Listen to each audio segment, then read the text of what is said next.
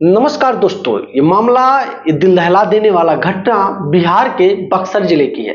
आखिर क्या हुआ उस रात जब दुल्हन को स्टेज पर ही गोली मारकर हत्या कर दी गई।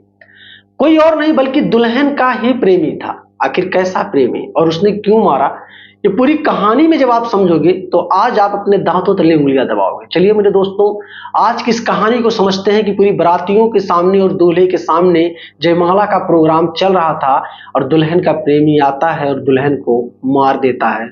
जहां जश्न का माहौल था वहां तुरंत से मातम में बदल गया। चलिए मेरे दोस्त, दरअसल एक आरती नाम की लड़की जिसका उम्र 26 से 27 साल के बीच की बताई जाती है। परिवार वाले जब ये समझ पाते हैं कि आरती का चक्कर किसी लड़के से चल रहा है तो आरती के ऊपर दबाव बनाते हैं कि आखिर बेटा तुमको शादी क्यों नहीं करना, तुम शादी कर लो, अच्छे से अपना जिंदगी जियो, ये प्यार मोहब्बत में कुछ रखा नहीं है। आरती अपने परिवार वालों को बताए तो बताए क्या, वो बताना नहीं चाहती थी अपने रिलेशन के बारे में, अपने रिश्ते के बारे में। आरती यही कहती थी, मुझे जो लड़का पसंद है थोड़ा आप लोग इंतजार कीजिए, मैं उसी लड़के से शादी करूंगी। लेकिन आरती के माँ और बाप को कहीं ना कहीं ये भनक चल चुकी थी कि आरती जिस लड़के से प्यार करती है वो लड़का कहीं और का नहीं बल्कि इसी ही गांव का है, और नाम भी जानते थे। लेकिन लड़की के सामने वो जानबूझकर कहते नहीं थे, क्योंकि लड़की के सामने अगर कह देते तो लड़की खुल जाती और माँ बाप के सामने वो भी बातें करने लगती जिस बात को करने से वो हिचक रही थी। अब आरती की माता ने आरती को एक दिन तो बहुत दबाव बनाया और मारने पीटने की भी धमकी दे डाली और कहा एक रिश्ता बहुत अच्छा आया है उत्तर प्रदेश बलिया जिले के सुरेमनपुर से, लड़का बहुत अच्छा खासा कमाता है, उसी लड़के से तुम्हें शादी करनी है। आरती इस चीज को सुनकर घबरा जाती है और कहती है मैं शादी नहीं करूंगी तो नहीं करूंगी। ये सारी चीजें चल ही रही थी कि अब आरती अपने पिता से पूरी सच्चाई बता देती है कि वो पड़ोस के ही रहने वाले एक दीनबंधु नाम के लड़के से प्यार करती है और उसी से वो शादी करना चाहती है। अब पड़ोस का मामला था, पड़ोस का रिश्ता था, जहां गांव में लोग पड़ोसियों को अपने परिवार का दर्जा देते हैं, वहां एक लड़की पड़ोसी के ही लड़के को दिल दे बैठी थी। अब परिवार को ये चीज कैसे हजम होता, ये रिश्ता परिवार आरती का कैसे एक्सेप्ट करता। इसलिए परिवार के लोगों ने आरती को बहुत बहलाया फुसलाया, अच्छे से समझाया। अंततः आरती माँ बाप की बातों को मान गई और कहने लगी ठीक है माँ, शायद मुझसे भूल चूक में गलती हो गई हो, आइंदा से मुझसे ये गलती नहीं होगी, आप लोग जैसा कहें मैं वैसा करूंगी।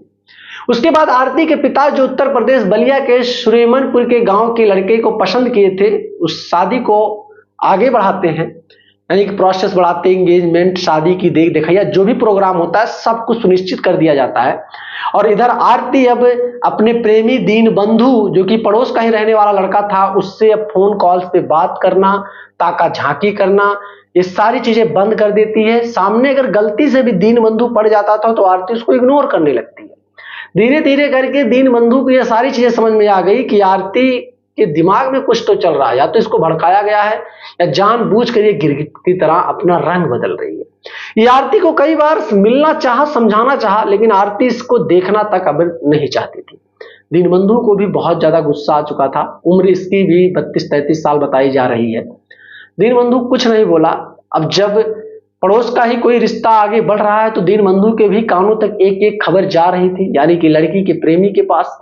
अब एंगेजमेंट होता है, शादी का डेट फिक्स हो जाता है, शादी का दिन भी आ गया। आरती खुश भी हो चुकी थी, उस लड़के से बात फोन पे खूब करती थी, यानी कि अपने होने वाले पति से। आरती के जीवन में कुछ नहीं था, ना तो कोई प्रेमी, ना तो कुछ और, ना तो कुछ और। आरती अब उसी लड़के को पसंद कर रही थी, उसी लड़के के साथ जीवन जीना चाहती थी जो माँ बाप ने पसंद कर लिया था। अब अगुवानी होता है शादी के दिन, बाराती दूल्हा सारे लोग घर पे मौजूद होते हैं जयमाल का प्रोग्राम देखने के लिए। रात में तकरीबन 10:30 बज ही रहे थे। लड़की घर के अंदर से जयमाल की स्टेज तक आती है और लड़की की सहेलियां भी, यानी कि आरती की सहेलियां भी अगल बगल खड़ी ही थी। भीड़ काफी ज्यादा लग चुकी थी। इधर भीड़ में से ही एक लड़का आता है दीनबंधु, जो कि पड़ोस का ही रहने वाला था।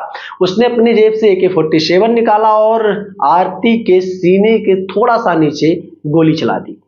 आरती वहीं गिर गई और दीनबंधु गोली चलाने के बाद वहां से तुरंत रफू चक्कर हो गया, 9-2-11 हो गया।